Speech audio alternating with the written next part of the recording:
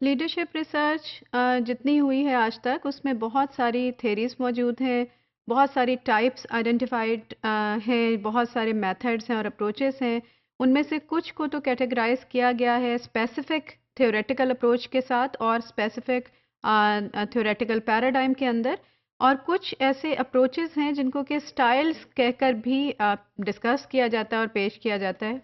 Leadership styles में classical जो models हैं, ये क्लासिकल स्टाइल्स हैं, उसमें तीन बहुत फेमस हैं, एक ऑटोक्रेटिक, एक डेमोक्रेटिक और एक लाइसेंस फेयर या डेलीगेटिव स्टाइल।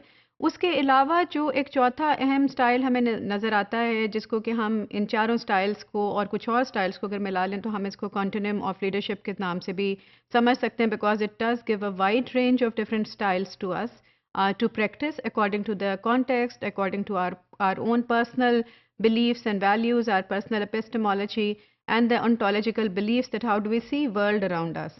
So उसमें जो fourth one जो important है उसको हम पैट्रनलिस्टिक लीडरशिप के नाम से जानते हैं।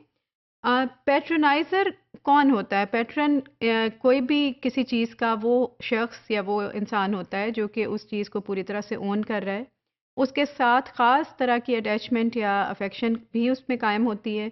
बहुत सारी वो जब अटैचमेंट और अफेक्शन रखता है, लेकिन उसके साथ साथ वो किसी भी तरह डिसिप्लिन पर, रूल्स रेगुलेशंस पर वो कॉम्प्रोमाइज़ नहीं करता, क्योंकि उसका विजन या उसका ज़िंदगी का मकसद एक ख़ास चीज़ को हासिल करना है जिसको कि वो पैटर्न कर रहा है। सो पैटर्नलिस्टिक लीडरशिप में भी यही चीज़ देखने को मिलती है कि इसकी जो डीप डाउन इसकी जो रूट्स हैं वो आप देखेंगे कि स्ट्रिक्ट डिसिप्लिन एंड अथॉरिटी में हमें नज़र आती हैं। Then we also find the paternalistic leaders taking care of their team members with a lot of kindness, moral integrity, लेकिन within a ruling atmosphere. So उनमें काइंडनेस होती है, moral integrity को वो लेकर चलते हैं, डिसिप्लिन्स को जहन में रखते हैं, रूल्स रेगुलेशंस को जहन में रखते हैं, अथॉरिटी कहाँ पर होनी चाहिए, किसको होनी चाहिए। So they are little bit flexible about that, but whatever their point of view is, they are very very disciplined about that point of view. Then they have a high concern for production. जो भी उनकी जिस चीज़ के लिए भी वो pattern कर रहे हैं, ये पैटर्न हैं जिसके भी, उसकी प्रोडक्शन के लिए, उसकी अचीवमेंट के लिए वो बहुत ज़्यादा कंसर्न होते हैं। उसको ओवरलुक या लूज़ कंट्रोल के साथ वो छोड़ नहीं सकते।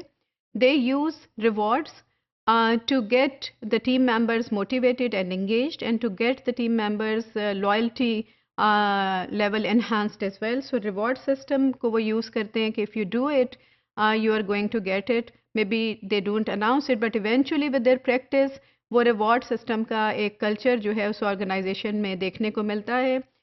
We can call them as father figure in the organization. एक father की तरह से वो पूरी ऑर्गेनाइजेशन को साथ लेकर चलते हैं। They are have the highest status, respect and regard in that organisation, लेकिन they are very very disciplined, they know how to use authority, and it's a combination of all different styles, you can say. Decisions are made by the leader, as you will find that normally घरों में father decision लेते हैं, लेकिन एक अच्छे father की तरह से वो अपनी टीम मेंबर्स को भी इंगेज रखते हैं, उनकी ओपिनियंस, उनकी लाइकिंग्स, डिसलाइकिंग्स, उनकी एबिलिटीज़, उनकी विश लिस्ट को वो जहन में लेकर के चलते हैं। वो कंसल्ट कर सकते हैं, लेकिन फाइनल डिसीजन वो खुद ही लेते हैं। They believe in the need to support staff. They strongly believe कि अगर हम स्टाफ को प्रॉपर सपोर्ट सिस्टम प्रोवाइड करें तो उनकी प्रोडक्शन लेवल बढ़ जाता है और उसमें बेहतरी देखने को मिलती है। लीडरशिप कॉन्टिन्यूम को अगर आप बगौर देखें तो इसमें जो हमने 4 स्टाइल्स अभी तक डिस्कस किए हैं, एक ऑटोक्रेटिक जिसमें अथॉरिटी लीडर के पास होती है, फाइनल डिसीजन उसी का होता है, paternalistic which we have discussed just now, democratic which likes to include the opinion of the people, and licence fact जहाँ पर कि complete control and authority employees को दी जाती है। तो इसमें आप देखेंगे कि ग्रेजुअली एक शिफ्ट है मैनेजमेंट कंट्रोल की से एक शिफ्ट हमें होती हुई नज़र आती है टुवर्ड्स एम्प्लॉय कंट्रोल, कि जितना आप एम्प्लॉयज़ को एम्पावर करते जाएंगे, जितना आप उनकी ओपिनियन को वैल्यू करेंगे, जितने एम्प्लॉयज़ आपके नॉलेजेबल और स्किल्ड होंगे और कॉम्पिटेंट होंगे, उतना ही उस तरह की ऑर्गेनाइजेशंस में एम्प्लॉय लीडरशिप या एम्प्लॉय कंट्रोल का तसव्वुर बेहतर होगा और आप ग्रेजुअली लेसेस फेयर या डेमोक्रेटिक स्टाइल की तरफ चलेंगे। वेयर एज़ जहाँ पर कि हमें एक लीडर के अंदर बहुत ज़्यादा ये तसव्वुर है कि सारी की सारी अथॉरिटी और एबिलिटी एक लीडर में मौजूद होती है, तो वहाँ पे हमें जो अथॉरिटेटिव या फिर ऑटोक्रेटिक स्टाइल या पैटर्नल जो अभी हमने एक पैटर्न का स्टाइल देखा है, उसको हमें प्रैक्टिस करते हुए वो वाला तरीक़ाकार ज़्यादा वहाँ पे कार फरमा नज़र आएगा।